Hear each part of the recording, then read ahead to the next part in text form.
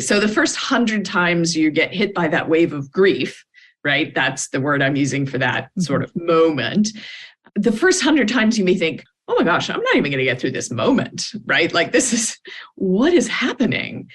And the 101st time that you feel that wave of grief, you're going to feel it differently, right? Even if only because it's familiar. And that's because there's been this grieving process where it starts to make more sense what's happening. I know what this is. I know this moment isn't going to last. I know that I'll be able to get through this moment. And so we see this change over time is the most typical way that people adapt when a loved one has died. So it doesn't feel the same way at a year or 2 years that it does in the first month. Welcome to Growing Through It, a podcast that supports you through the challenges, obstacles, and adversities of life. How can you come out the other side of hard times stronger and more resilient? That's what this podcast is all about. Your host, Jen Arnold, will guide you through life's challenges with expert advice and honest conversations. Don't just go through it, grow through it. Welcome to the Growing Through It podcast. We're here with Dr. Mary Frances O'Connor, renowned grief expert, neuroscientist, and psychologist. She's an associate professor of psychology at the University of Arizona, where she directs the Grief, Loss, and Social Stress Lab. And her book, The Grieving Brain, has just been or is about to be released in paperback in February of 2023. Mary Frances, welcome to the podcast. Oh, it's so nice of you to have me, Jen. Yeah. And now that listeners know about you from a professional standpoint, can you tell us a personal fun fact about yourself? Personal fun fact would be that I like to knit. I think there's something very meditative about, the repetitive. And then I like all the texture and color. It's very nonverbal for an academic. Well, I love that you do that. It's always one of those things that I'm envious when other people can do it, because I've never learned and don't really have the desire to learn, but want to just be able to do it. And I know there's some learning curve involved. Yes. Well, I am fascinated about the book that you wrote, the research that you do. And one of the things that you say many interesting things, but one of the things that stuck with me was that the brain has a problem to solve when someone dies. Walk us through that. Sure. Well, the neurobiology of grief always has to start first with love, with bonding, because, what is there to lose unless this is a really important person to you? And so in order to look at that, then we see when there is that bond formed, then we have this really deep-seated belief when you fall in love with your spouse or you fall in love with your baby, which is that I'll always be there for you and you'll always be there for me. And that's a part of the encoding in the brain of that relationship. Well, it means when you're separated, of course, you do anything to get back together again, right? This is the dopamine and the oxytocin and the cortisol that's motivating us to seek out our loved ones. And that works really, really well and is super important for survival when our loved ones are alive. But the problem is that in the thankfully not very frequent situation where a loved one dies, that neurobiology doesn't just go away. So the problem to solve is when a loved one is out of our sight or away from us, the brain has a solution to that. Go get them. Or make enough of a fuss that they come back and get you. But that's not possible when the person has died. And so there's this long learning curve where your brain is still motivating you to reach out to this person. Some people describe searching for them in a crowd or even just having that feeling like, I feel like they're going to walk back through the door again. And it takes a long time for your brain to update, to really understand this person is gone forever and what that means for your life. Yeah, I know that when my mom passed, it was kind of hard not to, want to pick up the phone. A friend passed or right around the same time. And it was just like, oh, I'm going to ask him about that. Exactly. I can't. And what else? Is there there's a lot of things that happen in our brains during grief, but is there anything else you want to mention at this point? I think one of the things that we know about the brain that's probably pretty surprising is that we can listen to these two streams of information at the same time. So on the one hand, you have, you're not crazy because you have a memory, right, of the death. The brain encodes a memory of having been there at the bedside, for example, when your loved one died, or being at a memorial or a funeral. And so those memory systems of the brain are able to deliver that information to you, the reality of the fact. But strangely, the brain can also have this attachment neurobiology with these beliefs. And so, that incompatibility really is what takes us so long and it be so painful over and over again. If you wake up next to someone for hundreds or even thousands of days, the morning that you wake up and they're not there next to you, it's actually not a good prediction that they've died, right? It's a much better prediction that they're just not here right now. And so you will wake up many, many mornings and still expect to see them there. Yeah, I think that's such an interesting thing. I've never thought about it that way, to think of the memory up till the point. Yeah. So even if it's been a while, you still have those memories that are much longer than maybe the loss has been to you. And I found that fascinating. The other thing is the difference that you spell out between grief and grieving. Walk us through it. I found this to be really important and really discovered it because of the research that I was doing. So I'm a neuroscientist, and it means that I do neuroimaging scans of people who are bereaved. And the way that we do that is when a participant has agreed to be in a study, we ask them to bring a photograph of their deceased loved one in with them when they come for an interview and for their scan. And then we show them that photo while they're in the scanner. And so we're able to see what parts of the brain are activated when they're looking at that person as compared to just looking at a stranger. Mm-hmm. And so we see what parts of the brain are involved in the grief response, in that wave of grief that people experience. But what I came to realize was my questions often weren't just about that one moment. My questions were actually about grieving. And to study grieving, I would need to bring the same person back multiple times. So grieving is this process. It's the way that grief changes over time. And the reason I found that distinction ultimately was helpful for people is you are going to experience grief anytime you become aware that someone who's so important to you is no longer there. And so it's been decades since my mom died. And if I come across her handwriting in a book or something, I still have a wave of grief. That doesn't mean there was anything wrong with my grieving up until that point. It doesn't mean I've failed at grieving because I'm having a moment of grief, because my grief has changed over time. Those waves are much less frequent, they're less intense. And even when they are intense, I know more, it's familiar. I know how to manage it, how to find comfort in those moments in a way I just didn't at first, where it just felt unbearable. And so I think making that distinction is helpful because on the one hand, you will always feel grief, but on the other hand, grieving means it will change. And that hopefully helps those who may be new at this experience have a little bit of hope.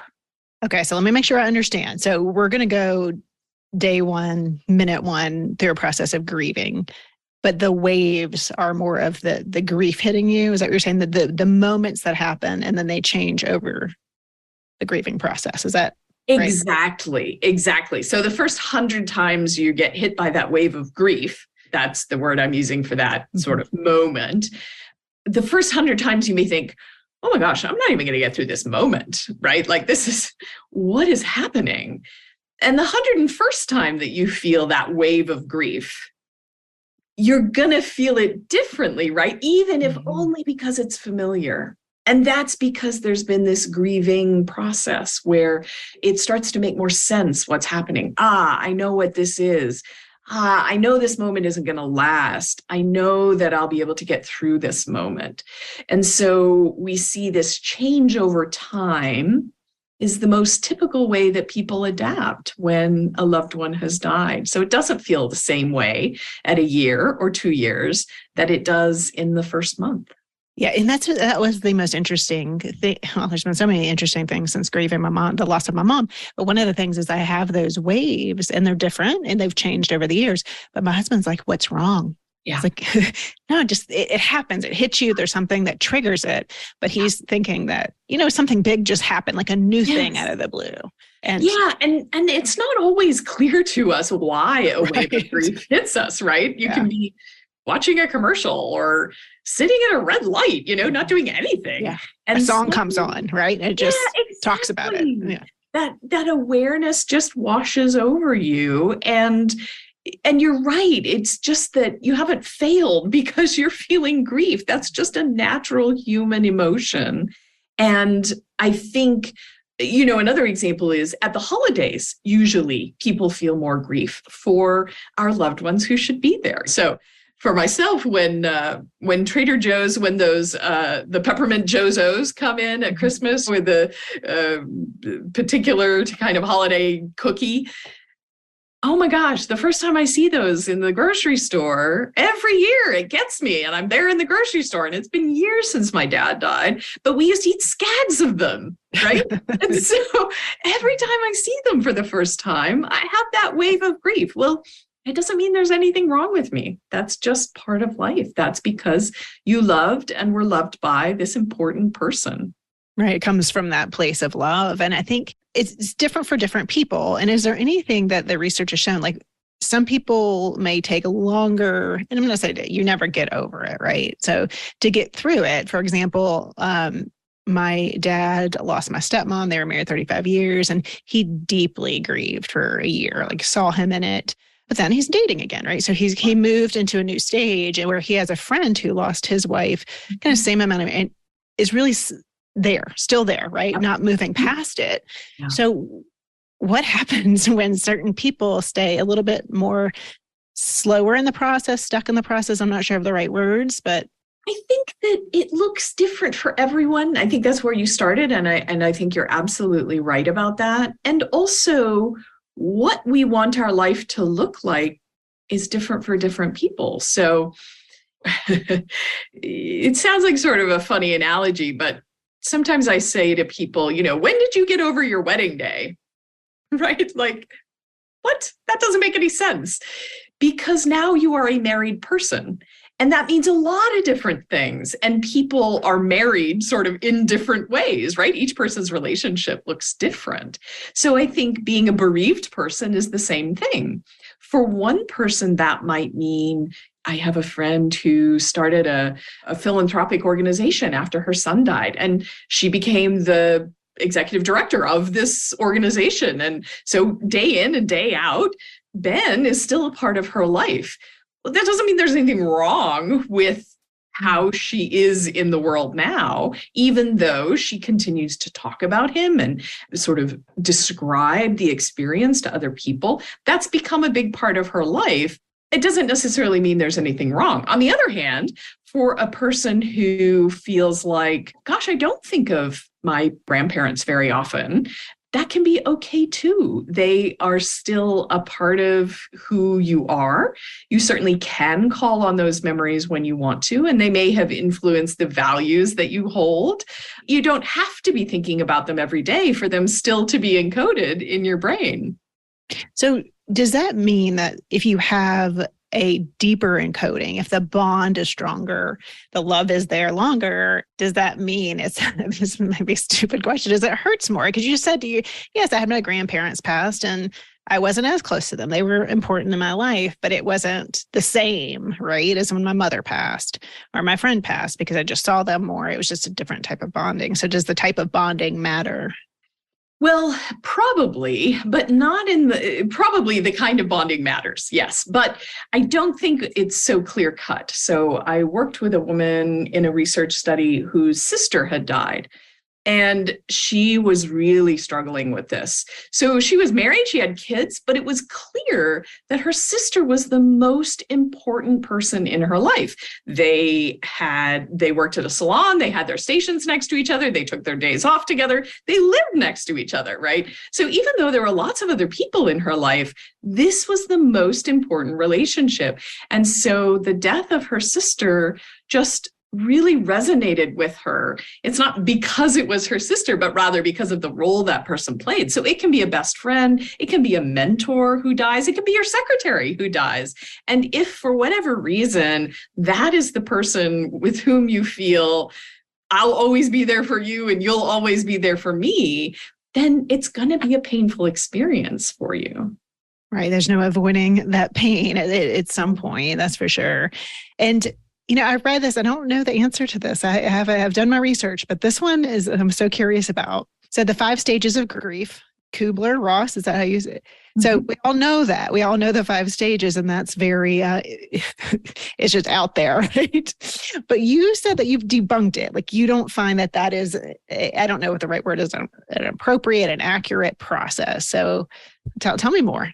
So Dr. Elizabeth Kubler-Ross was a remarkable woman. She was a psychiatrist in the 1960s when there weren't a lot of women in psychiatry. And she did what all good scientists do initially when they're observing a phenomena. She talked with people who were grieving and asked them about their experience. And then she described the experiences that they talked about. And they talked about depression. They talked about anger. They talked about acceptance. And so she wrote about these in a book for the general public called On Death and Dying, which was published in 1969. So part of the reason I think that they've stuck with us is she did what we would now call science communication. She really reached out to the general public and tried to explain what people were experiencing. She described their experience. The trouble is, well, first of all, 1969, think how far science has come since then, right? Right. Well, hopefully, yes. It's come a ways. And so part of the trouble was people began to use it as a prescription for how to grieve instead of just a description of what people were describing in their own experience.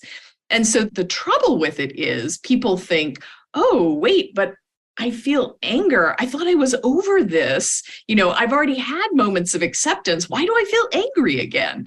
And we know now from more research where we look at trajectories of grieving in much larger samples of people that there is a general increase in the acceptance that we feel about this loss. And there's a general decrease over time in the yearning that we feel for that person, but that doesn't happen in a just sort of linear A to B kind of way. And not everybody feels anger. Doesn't mean you've done anything wrong if you didn't feel anger when you were experiencing a lot of grief. So these changes over time, you can feel worse on one day and then better on another day, while still in general being able to adapt to this new reality, as painful as it is. Right. Moving through the process, it ebbs and flows, It right? does. And that's, I don't know if it's so American to want to tell me what to do. How do I get through this stage? That's for sure. Now, there's one question. It doesn't have to do with your research, so we can edit this out if you're like, Jen, I have no idea. One of the stats I have heard is that after losing a spouse, men will get married at a higher rate than women. Is there any truth to that? I believe there is some truth to that in demographic sort of studies. I think there's a variety of reasons why that is true. One of them is that men don't live as long. And so women, as women are older, there are not as many men to remarry, even if they wanted to. And so some of the difference is simply population demographics. I think there are other reasons as well. I think that very often wives are the sort of social hub in a partnership. And so after losing one's wife, one often loses most of one's social circle. And so repartnering can be a way to reconnect with a social network, not just a partner. And that is less true for women. Women tend to have much broader social networks, more friends and family that are regular parts of a woman's life. Of course, these are generalities, so it's not true in every case, obviously. My father, who was widowed for a very long time, adopted all of the widowers in my hometown and would make them dinner on Sunday. And so, it varies a lot, but there is some truth to that. Yeah, thank you for answering that. When my dad, when he was getting out there, he kept going to lunch with all these ladies. And I was like, Dad, what's going on? He's like, oh, they're just friends. They're just friends. But I knew some of them maybe had different intentions. And it was interesting just to see him go through that process as a 70-something-year-old and, us as adults watching it. But I have said to my husband, if I pass, please marry quickly because my daughter needs her hair brushed and only a woman's going to do that. I've gone ahead, give you permission. Yes. So one of the things that you talk about is the woulda, coulda, shouldas. And I definitely had that with the loss of my mom. And it wasn't so much, I should have done things differently. I should have made her go to the doctor sooner, although that has kind of played in my mind. But it's kind of the regrets of when she asked me to go to lunch, I should have said yes. Right. So it's like, why didn't I make those different? Why didn't I make the space? So that seems to be pretty common. Yeah. Can you talk through kind of what happens when that process kind of comes up, the rumination that can go on in our heads and how it's helpful, not helpful to us? I think it is very common for people to run through all the million scenarios that could have gone differently. And I think there are, while it may be typical for them to arise, I think there's a reason why we can get stuck in them in a way that can be not very helpful. And if you think about the sort of the would have, should have, could have around the death happening, like you were saying, I should have gotten her to the doctor earlier, or if only they would have known not to have that last drink. Or if you think about it, each of those stories we tell ourselves, they all end in, and then my loved one would have lived. But the problem is that your loved one didn't live. And so if we're spending a lot of time in this essentially sort of alternate reality, we're not living in the present moment and we're not really learning how to be in our life now with all its sadness, but also all its joy and love and compassion and silliness. And so part of the reason that getting stuck in those thoughts is so problematic is simply because it takes us out of life now and our living loved ones. And so even in the case that you describe with, I wish I had done things differently, we can get stuck in those thoughts as well. And so, if you're stuck in the middle of that, maybe you're not paying attention to your daughter, right, when she's trying to tell you some ridiculous story. Or if we're stuck in our head, we're just not participating in the here and now in a way that we might otherwise.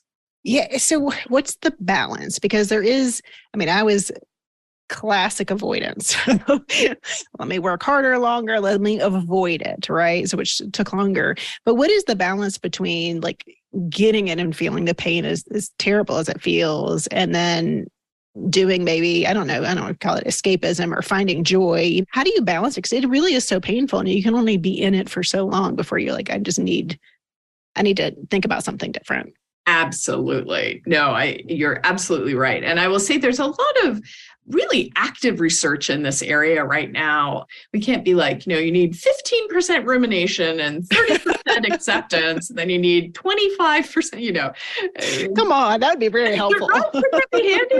It's probably never going to work quite like that.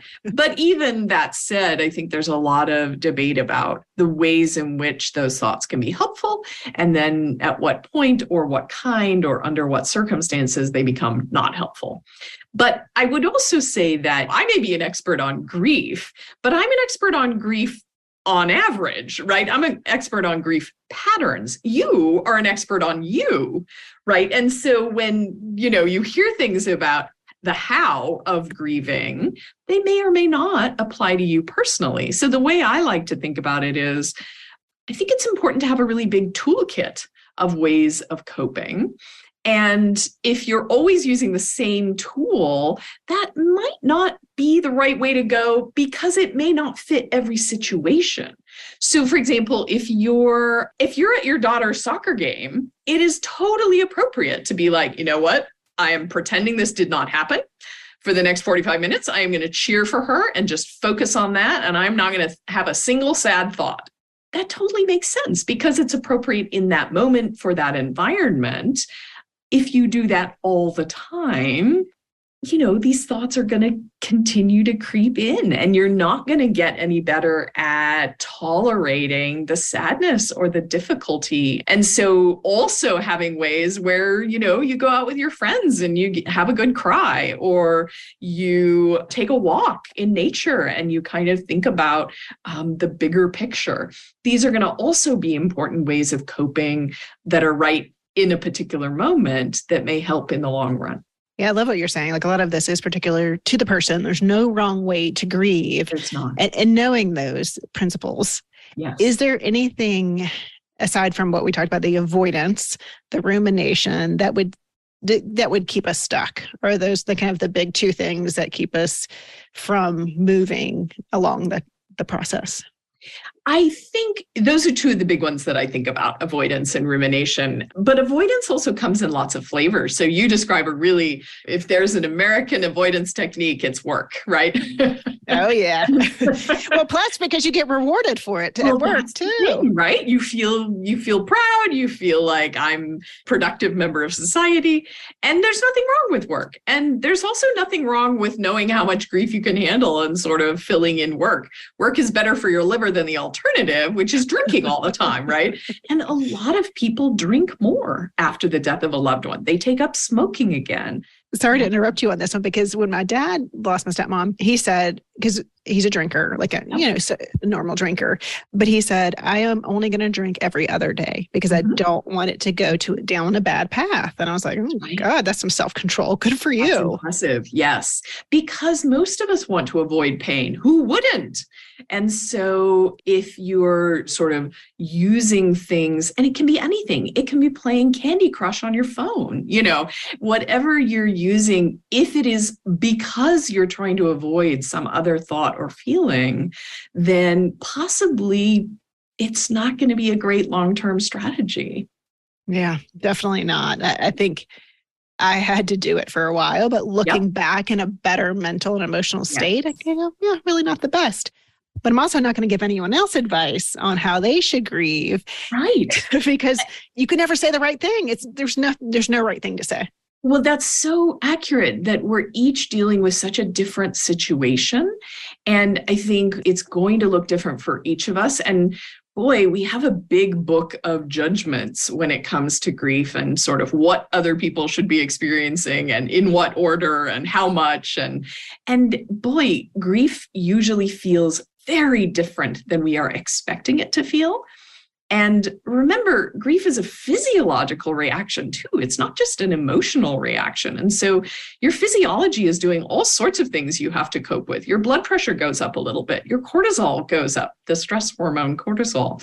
And so your body is also doing all sorts of things. Your concentration usually decreases because in the back of your head, you're trying to do all this updating while you're also trying to make a grocery list. And so your body and your mind are doing all of these other things, which are a natural response, but you still have to cope with them. And so I think we forget how stressful grief is for our body. And so having times when we take a break from it is completely appropriate. Having times when we find a way to calm our bodies or work out our bodies, whatever, sort of makes the most sense for you physically, those are important strategies as well. Yes. Now, is there a point where I don't know if you should force yourself to go out when because every fiber in your body, at least for me, was going, I don't want to be around people. Like, I don't want to go back into a social situation at this point. That was with my mom. I can't imagine losing a spouse and having to go out. But is there at any point where there is a little bit like, hey, this is going to be good for you to go out, even though it's going to suck, but getting back to the thoughts about the memories and creating new memories, like, when do we know first of all, is it important to push ourselves into those experiences? And secondly, how often, like what's your frequency we should do it? Right. I think this can be made a lot easier by having a support system. So we know social support is incredibly important when we're grieving. And one of the reasons is, you kind of have to borrow other people's hope for a while. You think, I am never going to be able to go out to dinner with friends again, right? That just, if my spouse isn't there, I'm going to feel awkward. I'm going to feel sad. I'm going to feel bitter about all these other people who have their spouse. You imagine all sorts of things. And so enlisting some support, hey, look, I think it would probably be a good idea for me to do this. I don't think I'm going to enjoy it very much, but will you be there with me? Will you check in with me? Will you make an excuse and take me home if I just can't handle it? I think having support can help with that. But you're right, it is a slow upward spiral, so that the first time you go out to dinner, you won't enjoy it very much. It is going to feel like there's more grief. On the other hand, the second time you go out, you'll probably have some of those experiences, but you're also probably going to get into a conversation about a book with a friend and think, oh, I haven't read that. That'd be interesting. I haven't thought about that before. There's this sort of slow return to meaningful activities in your life and living loved ones. But you have to have the courage, and sometimes that takes support, to go ahead and make those steps. I love what you said about, maybe proactively reaching out to say, hey, I want to try going out. Yeah. I'm not ready for it. I'm being honest about it. And can you help me tap out when it's time to tap out? Like, I love that. I never thought of that. Just bringing that trusted person with you that has your back and go, all right, come on, Mary Frances, getting out of here. That's right. And they can sort of buffer for anyone who doesn't really understand what you're going through. We had a friend in our sort of small friend group whose mom died, and he really cared for her through the last few months. And it had been probably 3 months or so, and we were all out, been golfing, and then had dinner or something, and we were in the parking lot. And man, he just sort of went off at one point and got really angry with a friend and said something really unkind, very out of character. And everyone sort of just looked at each other like, what just happened? And later I said to them, look, it's only been 3 months. He didn't go off about something about grief, but everyone's emotion dial is just turned up. And I texted him later, and he said, it can be really hard to be with all of you because I don't feel happy, and you obviously all do. And yet I want to be with you. Sometimes that just comes out as frustration. So I think giving each other a little bit of grace and trying to help others understand when a friend is not who they were before is really important. Yeah, I love that you brought up that example, because a friend of mine lost her mother she was deeply close to, and I just didn't get it at the point. I just really feel like grief is something, unless you experience it, it is really hard to be there with that person, just to understand what they're going through. And I remember, like, she was just, the sarcasm was just really high. The anger was there. Yep. And it is then the reaction of me to go, like, I don't want to hang out that person. Like, I don't know what to say. They're kind of being rude. So I love that, having that buffer to say, look, they're going through some stuff. Give them some space, give them some time, because it does sometimes come out as anger. Absolutely. Towards the people you love. That's right. That's right. And I think that frustration, you don't want it to, you don't mean it to, but, for the rest of us, we forget that it's only been 3 months. He's thinking about his mom every day, right? For us, it happened in the past. For him, it's happening every day as he's trying to understand. Yeah, the big emotions have to come out somehow. They're just coming out. Well, Mary Frances, where can people learn more about you, connect with you, and find your book? So I'm on various social media platforms, but my lab website is maryfrancesoconnor.org. I will link that up in the show notes. And before we close out today, are there any last thoughts you want to leave the listeners with that maybe I didn't ask you, or you want to just get across? I think that one of the most useful things, the most comforting things that a friend said to me after I was going through a divorce, actually, was she said to me, you're doing really well in an impossible situation. And it was something about just the comfort of that she recognized I was trying really hard, even though I was not always getting out of the house or getting the right shoes on the right feet, It was somehow that recognition, and also this, it was like borrowing her hope. She was saying to me, look, you're going to keep trying, and there's going to be a time where you have a life that feels meaningful again. Yeah, I love that. That's great advice. We can all steal that and use it with any of our friends that are struggling. Mary Frances, thank you so much for your time today. I really appreciate it. It's been really great. Thank you for having this conversation, Jen.